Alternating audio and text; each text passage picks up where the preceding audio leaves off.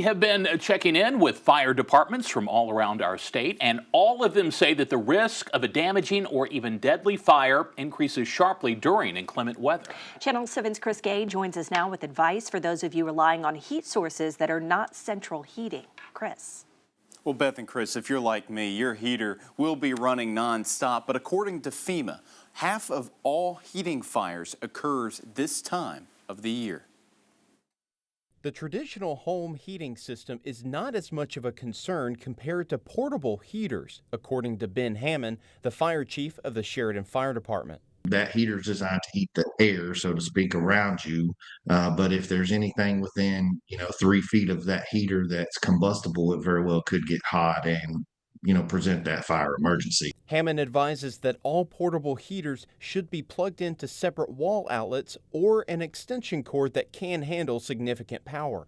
Plugging multiple heaters into the same outlet could present a problem. If the power goes out, many people will pull out their generators, which Hammond says creates another set of problems.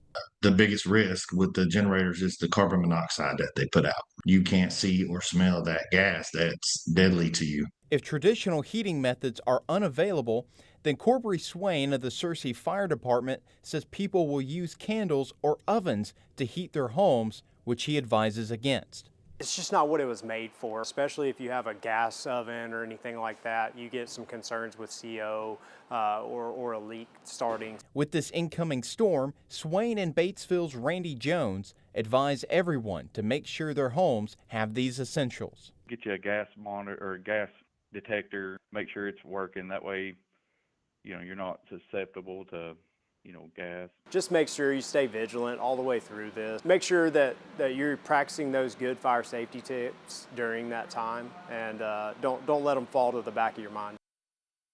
Hammond wants everyone to realize that if there is a fire during this storm, the weather conditions will affect how quickly they're able to respond.